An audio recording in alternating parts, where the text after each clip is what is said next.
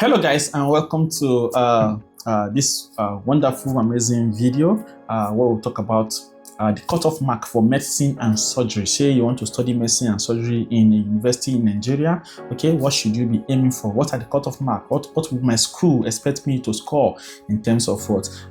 In terms of JAMB examination, or maybe even the grades as I should have in my YX combinations, okay? So please ensure that before you continue, like this video. Please, very important that you like this video. We cannot commit so much resources doing this kind of videos for you and then you are not supporting us. Okay, please like the video. Ensure that what you subscribe to this channel. This is knowledge capsule. Okay, knowledge capsule. Here you are going to get all the information pertaining to what to admission. Okay, so please ensure that what you subscribe to this channel. Click on that red subscribe button, and of course you'll get notification once we drop another video. Okay, so for specifically today we're going to be talking about what the cutoff mark for medicine and surgery in Nigerian university. So for peradventure you do not want to because before we talk about the cutoff mark, we would like to also tell you what you should know as a student who wants to study medicine and surgery in Nigeria. Okay, what are the prospects, what are the career opportunities? Okay, all right. What's the duration of the course, the licensing and professional recognition, specialization, which area, how do I know which area to specialize on? Okay, also the challenges of studying medicine in Nigeria also, before we now talk about the cutoff mark. Okay, and of course the top schools in Nigeria that you can study medicine. All of this I'm going to discuss in this video before we talk about cutoff mark. But peradventure that you are not interested in all of this, you no concern you, kaka, all this one where they talk to no concern you, so only cutoff mark that brought you here, you can skip this video to the end of this video. Okay, towards the end is where we talk about the cutoff mark. Okay, so you can do that and forget about all we are going to talk about. All right, so now let us quickly begin. First of all, it is very expedient, very necessary to let you know that studying medicine in Nigeria can be a rewarding and very challenging experience. Okay, it can be very rewarding. It can at the same time be very challenging. Okay, it's not it's not a joke. Okay, studying medicine is not a joke. It is more than saying I want to study medicine. It's more than saying I want to be a medical doctor. Okay, in fact it comes with a lot of challenges. All right, and if you can hold on, okay, hold on. All right, you are going to if you can surmount all of these challenges, hold on, have the patience, have the courage. Okay, give it your best shot. Okay, you are going to see the reward at the end. Okay, so it's just more than saying I want to study medicine. All right, so medical schools in Nigeria are known for providing a rigorous curriculum. Okay, so your curriculum are not going to be easy at all. That's going to be nice. Okay, you may enjoy your 100 level because you may be doing basic physics, chemistry, okay, and the likes. Okay, biology and the likes. Okay, but once you are getting to the next term, okay, like the 200 level, next level, all right, you're going to be facing things that you have not seen before. All right, so the curriculum is very rigorous. So it gets more difficult, even not more difficult, rather more challenging, not as difficult. All right, more challenging as you go to higher levels. Okay, and the path to becoming a medical doctor involves a lot of dedication. All right, so if you know that in your mind, okay, in your spirit, in your soul, you will not be dedicated. Okay, please do not even just apply for medicine. Do not waste your time applying for medicine. All right, it even start from your JAMB examination. Some of you will not be serious. All right, you will not be serious at all. Okay, you will not be dedicated. All right, so if you know that you will not show dedication, okay, as you want to study this medicine, because it's people's life that you are going to cater for. Okay, small mistakes can just make you just by somebody. All right, so you have to show a lot of dedication. And medicine is a prestigious and highly sought after course in Nigeria. In case you don't know, it is very sought after. A lot of students apply to study medicine, and because it has a rigorous and competitive entry process. The entry process into any university to study medicine is usually very competitive. Put that at the back of your mind. Very competitive. And of course, becoming a doctor in Nigeria is typically requires years of dedication, like I've said, years of hard work, and also a deep commitment to serving others in the healthcare field. Okay, also a deep commitment to serving others in the healthcare field. I think I've thrown light on all of this. Now, However, let us see a broad overview of what pursuing the medical career in Nigeria can be like. Okay, this rigorous, this challenging, field I've talked about. Okay, how what should we even know? First of all, of course, as it pertains to admission, is your admission requirement. First of all, before you say you want to study a course, you must meet up to its requirement. Okay, so first of all, university requirement to study medicine in Nigeria. You usually need to meet the admissions requirement of the university you are applying to. Okay, typically you must have high grades in your senior secondary school certificate examination, which is called your SSCE, either your WAEC or your NECO, and with distinctions usually in subjects like physics, chemistry, biology, and mathematics. All right, by distinction is you should have straight A's in those are 4 or 5 subjects. Okay, physics, chemistry, biology. Okay, your mathematics, English. You should have because the reason why you need to have distinctions, why you have a straight A's, because it will help you. It's not that if you have B, you will not be admitted. You will be admitted. All right. Sometimes some schools, all right, take into consideration your WAEC grades. They will grade it. So even as much as we continue, I'll be releasing more videos so that I see how some schools admit students into some particular courses, okay, or into what courses in their school. They will grade your WAEC certificate. They'll say if you have an A, is 6 points. If you have a B, is 5 points. If you have a C, is 4 points. If you have a D, is 3 points. Okay, like that. All right. So they will grade it. So the more you have distinctions, the better for you. The more chances it's for you to gain admission to study in that particular university. Okay, so that is how it's what happens basically. So secondly, also your JAMB, okay, your UTME. Some of you do not know that you don't write JAMB. Okay, JAMB is not an exam. Okay, JAMB is a body that conducts the exam. The exam you write is UTME, because I receive a lot of questions from students. In the old 3 schools JAMB app. Sir, I've not seen JAMB pass questions on the app. Okay, it's UTME you are writing, Unified Tertiary Matriculation Examination. That is what you are writing. You do not write what's JAMB. Okay, so Joint Admissions and Matriculation Board must meet their requirement. You must also pass the JAMB UTME, okay, which is a nationwide exam for university admission, and it's under here. We're supposed to talk about the cut-off mark, but let us talk about all the requirements and all we need to know before we now put the cut-off mark at the end.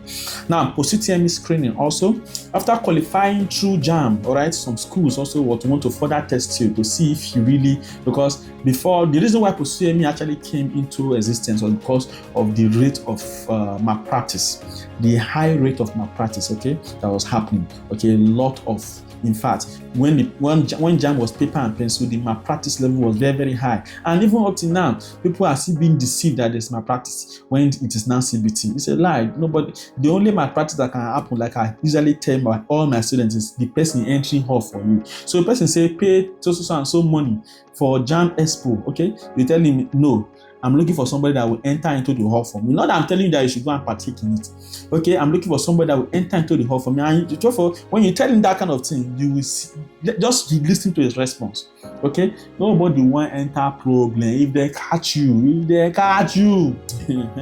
So that is that for that. So no, just remove malpractice from your mind. Remove expo from your mind. Okay, if you have the money to dash them, no problem. Okay, but I tell you for free. Okay, you will get disappointed in the long run.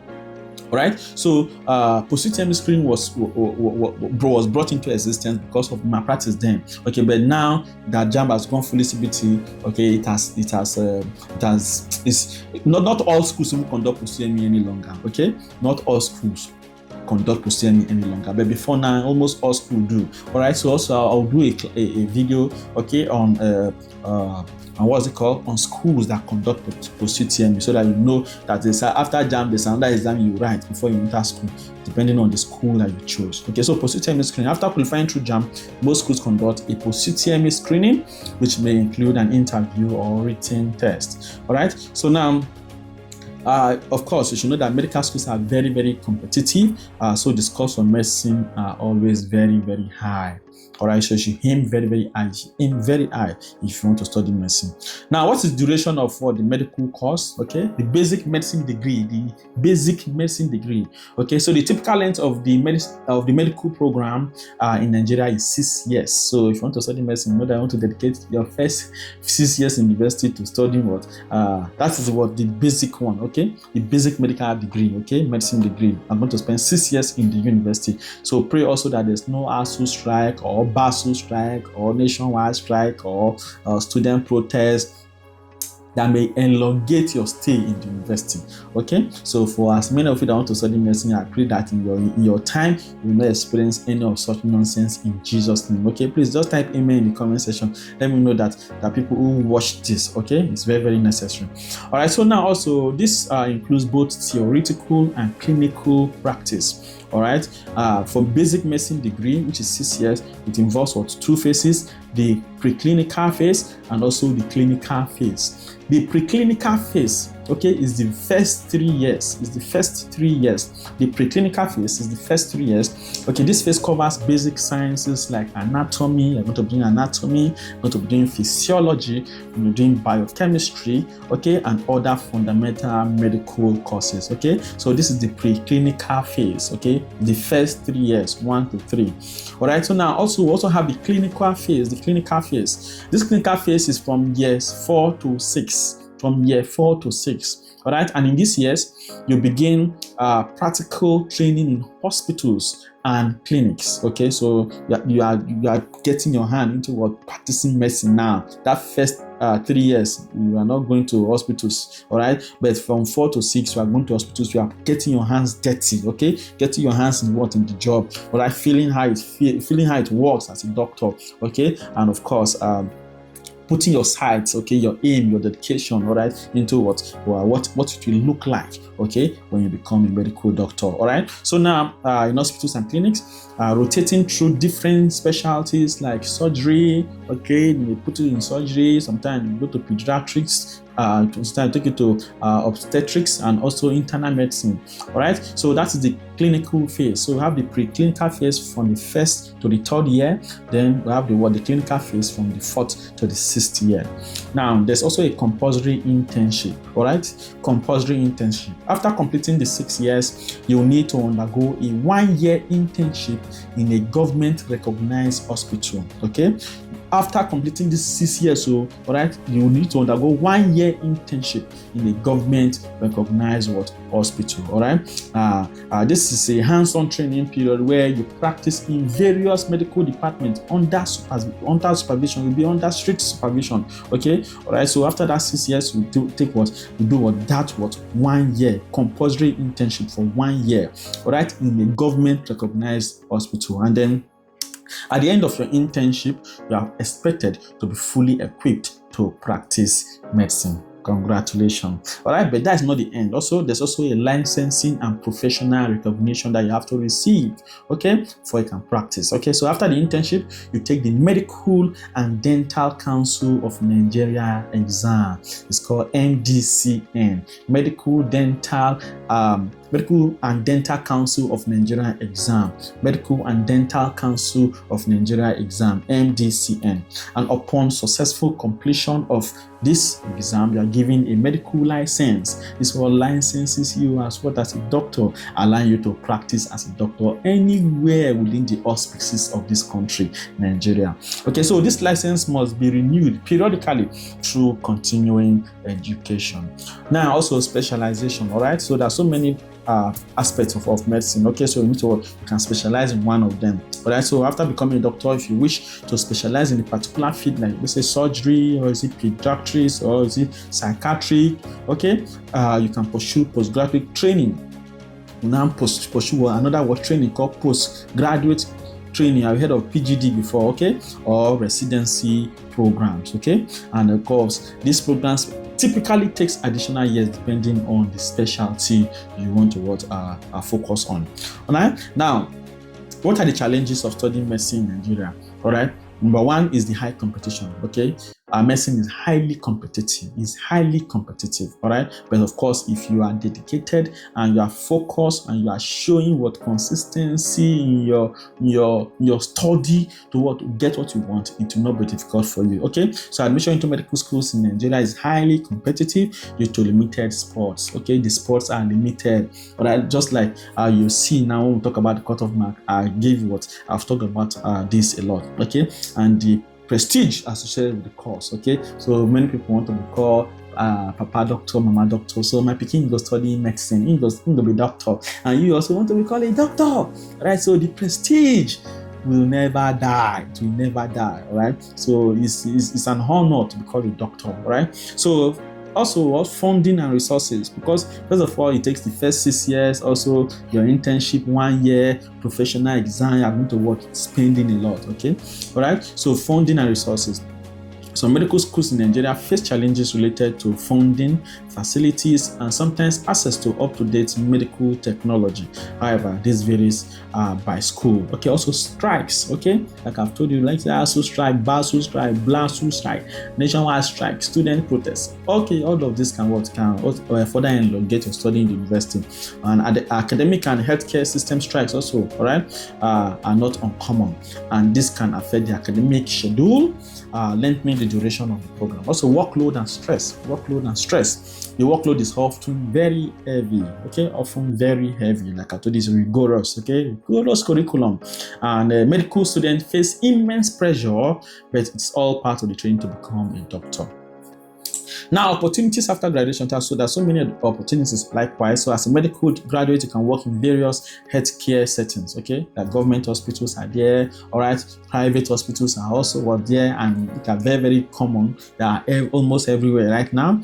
Research institutions or even non-governmental organizations, NGOs. Also, some graduates pursue careers abroad as Nigerian trained doctors are recognized internationally, okay? Because our system here is very, very, very, very, very rigorous, okay? It's very, very tight. All right, so doctors are usually prized assets abroad, okay? So if you want to go abroad also to pursue what opportunities, they are bound. Some opt for further studies or specialization abroad.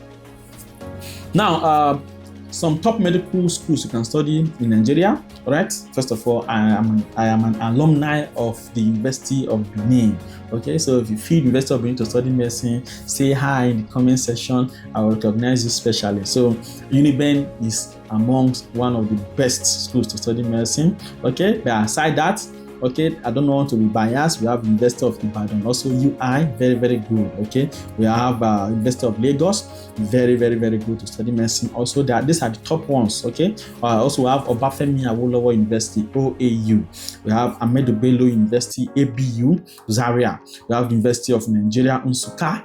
We also have University of Benin, which I've spoken about, okay? So now, cut-off mark to study medicine in all federal and state universities, okay? So this is the part you are waiting for, okay? And of course, I'll try as much as possible to explain it in a way that you understand, okay? So before we continue into discussing the issue of cutoff mark, please like this video if you have not done so, okay? Like this video. If you have not subscribed to this channel, check. If that subscribe is showing red, it means you have not subscribed. If it's showing gray, it means you have subscribed. Please make sure it's not showing red. Click on that subscribe button now. Please now do that now before you continue. Okay, so it's necessary we talk about the difference between the two types of cutoff mark that we have: the general minimum cutoff mark and then the departmental cutoff mark. Okay, so the general minimum cutoff mark talks about the minimum score you should get in JAMB to have a chance of gaining admission to study even the least course in a particular university. That is the general minimum cutoff mark. Okay, so when the school announces the sale of its Post-UTME form, okay, they'll tell you that the cutoff mark is so and so. So but then they don't need to specify that this subject is so, this subject is so. Some school do that. They'll say for medicine, if you don't score up to so and so score, you cannot be admitted. So we'll tell you that for nursing, if you do not score up to so and so, you will not be admitted. But some schools don't even do that. Some schools don't tell you that the minimum cutoff is what is so and so. Okay, they may say the minimum cutoff is even 200. Some will say 160. Some will say 150. Okay, depending on the university. Okay, so now that means that if you do not get up to this general minimum cutoff mark, just forget admission for that year. Go and run JAMB again. Okay, if it is that school that you want to go to, it's over for you. Go and that is general minimum cutoff mark. Okay, and then of course, however, the parameter cutoff mark is different. The parameter cutoff mark is determined by the average performance of students who chose a particular course. Okay, who chose a particular course. Okay, minimum cutoff mark for a school can be, for example, 160, and the parameter cutoff mark may be 250 or even 300. So it depends on the performance of students for that particular department. Okay, people want to study medicine now. Okay, all of them blast JAMB. Okay, you cannot set cutoff mark to be 160 now. Somebody that has 160 cannot have admission to study that kind of course. So the reason why schools usually set general minimum cutoff mark is because they are also wise, and on the business side also they need to fill some courses with students that students did not fill at all. Okay, let me explain that. For example, there are some courses in university that if you want to study, you want to go to university, it's not that course. It will never come to your head. But people must be in that department. So they need to look for people to fill them. That's why sometimes they will transfer you to another department. Okay? All right. So now, like I was saying, it all depends on how the student perform. Another thing worthy of note is that every department has a quota of students. They have the total number of students they can admit. Okay? So if 5,000 people chose to study medicine in a particular university, they cannot admit all the 5,000. Okay, so they must choose the best 120 or the best 150. Okay, that's the max that I know. Okay, I don't know of any school that admit 200 for medicine. Okay, so 10,000 students may register to or apply to study medicine in a particular school, and they'll still pick 150 out of all of them. So how do they now pick those number of students, that 150 students out of a sample size of 10,000? Okay, so let us go to the board now. Let me explain to you the difference between the general minimum cutoff mark and the parameter cutoff mark in a broader view, and also explain to you how this cutoff mark is gotten. You'll be back very soon and we'll continue.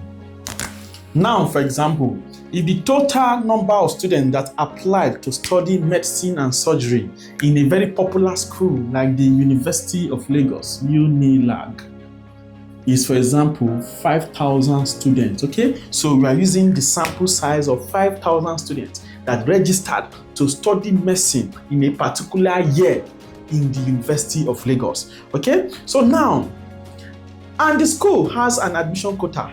They cannot admit more than a certain number of students every year for a particular course, especially for a very, very competitive course like medicine.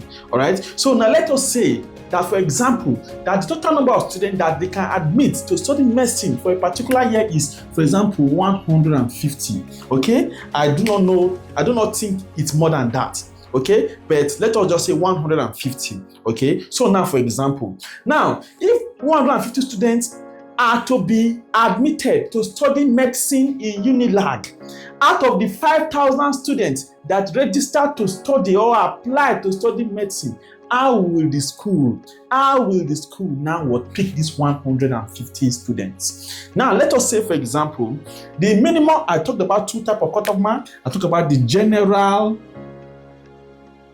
minimum cut-off mark, okay? Then also I talk about the departmental cut-off mark, okay? So now, for a very, very long time, all right, the general minimum cut-off mark to study in UNILAG is always 200.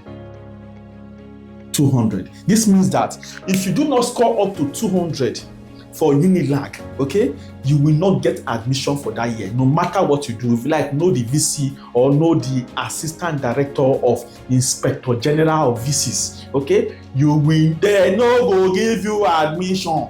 Okay, so even if you score 199, okay, you will not be considered. They no go even look your face. They will pour spit for your eye. Okay, they will not look into your direction. Okay, so now this is general minimum cutoff mark. This means that if you want to study any course, irrespective of what the course is, even if it's even foul education, okay, or if you think of the most, no course is useless. Permit me to say that no course is actually useless, but the most useless course according to you, okay, if you do not score up to 200 for UNILAG, you will not be admitted. You will not be considered for admission. That is general minimum cutoff mark. Now, coming to the departmental cutoff mark, which is what actually the department always looks at to admit. They now have to what? Now pick 150 out of these 5,000. Now, let us even say that among these 5,000, okay, let us say that 200 students scored above 300. 200 students, okay, scored above 300. Because it's a very, very competitive course, that means that the likelihood of success, okay, for that department in JAMB examination will be very, very, very high. All right. So now, that means that if 200 students score above 300, they still have to pick the best what? 150 out of these 200 students that score above what 300 in what in JAMB. That means that first of all, that if you score 299, if 200 students score above 300 and you score 299, okay, first of all, you cannot get admission into medicine, okay. That is if you are following the natural order of things. So, okay, if you are following the natural order of things, that we are not bending what hands, okay, you know the kind of country we are. All right, so someone may know VC now, or someone will know assistant VC, or someone will know President Tinubu, okay, and then now, or the president that will come after what Tinubu or the one before him, okay, someone will know somebody, and then they'll now say, admit my word now, he tried now, 299, it's a good score now. If those things are not part of it, let's say if you do not merit it, you will not get it, okay, that means that someone that scored 299 cannot be considered for what? For admission. Okay, they will not consider somebody that scored 299. The only people that they will consider are people that score above this 300, which are among what these 200 were students. Okay, so now that means that the departmental cutoff mark will now be what? Will now be gotten by getting what? The total or the average performance. Like I told you, use what? The average performance, okay, of students for the particular year. Okay, so the department will now do a simple calculation, and they'll calculate the average performance of students for a particular year, and then they'll now pick the best among them.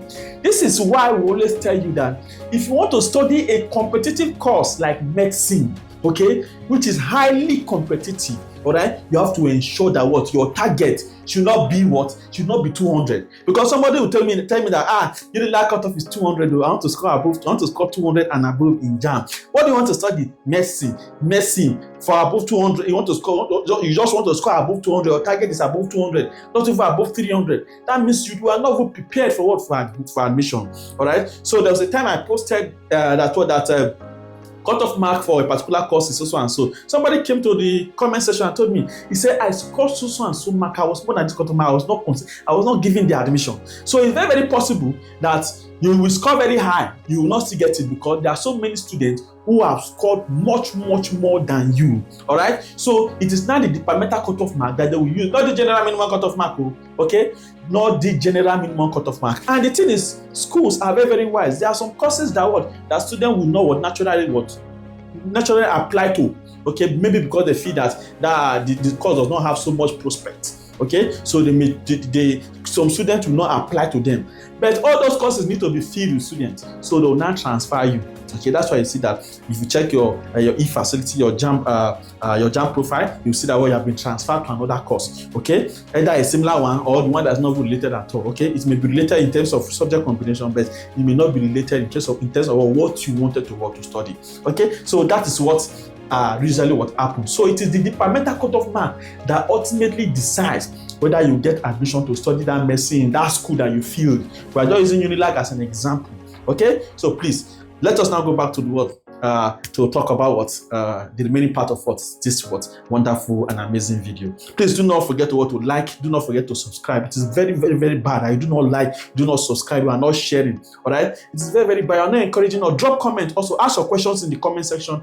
I will personally attend to all of them. Okay, thank you very much. All right, welcome back. Okay, so that's how departmental cutoff mark is determined, and this is exactly why you should aim very high if you want to study medicine.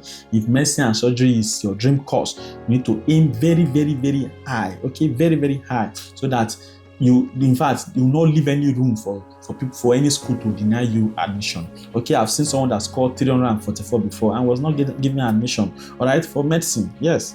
So it's not, I know that maybe there are some people who did not merit it that were given. It's possible because this is Nigeria. All right, it can happen.